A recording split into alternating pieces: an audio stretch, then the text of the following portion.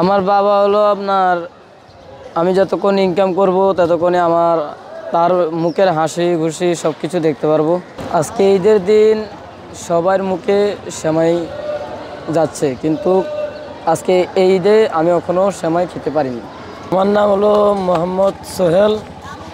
আমি এখানে সাহায্য খুঁজি। এই ঈদ উল ফিতরের ভিতরে সবাই যেরকম যাচ্ছে আমার সেরকম যাচ্ছে না। আমি ঈদের মার্কেট টার্কেট কিছুই করতে পারিনি। আমি হলো অন্য থেকে চেয়ে খাই, মানে সাহায্য খুঁজি। আমার হলো বাবা আছে কিন্তু আমার মা নেই। মানে আমি তখন আমার নিজের মা বাবার থেকেও আলাদাভাবে এই যে ঈদ উল ফিতরটা করছি। হ্যাঁ, অনেক সময় নিজে নিজে একটু শখ যে এই যে আমার যতগুলো বন্ধু বান্ধব আছে সবার সাথে একটু মিলেমিশে যে ঈদ উল ফিতরটা একটু শেষ করতে পারি। আমি সকালে উঠে আপনার একটু খিচুড়ি করেছি, খাইলাম। তারপর ওখানে বসে আবার একটা 7 আপ খাইলাম। খাওয়ার পরেই তখন আবার এদিকে আসলাম। অন্য অন্য 5 জনের মতো আমার এই ঈদ না। আমি হলো সবার চেয়ে ভিন্ন।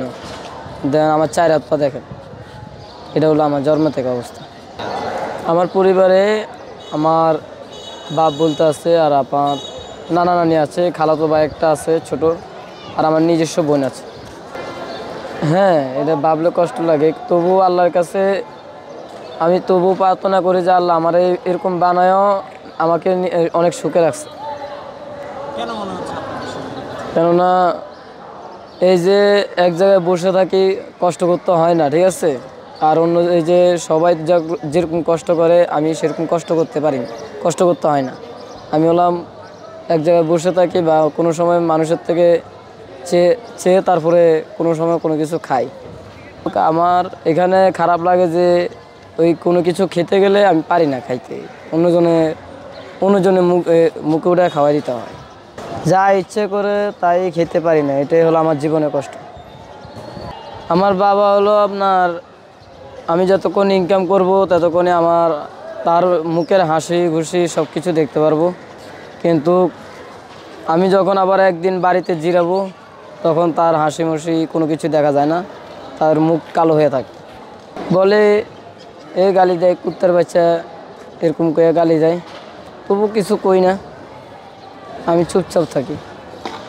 আজকে ঈদের দিন সবার মুখে সেমাই যাচ্ছে, কিন্তু আজকে এই ঈদে আমি এখনও সেমাই খেতে পারিনি। এই পবিত্র দিনে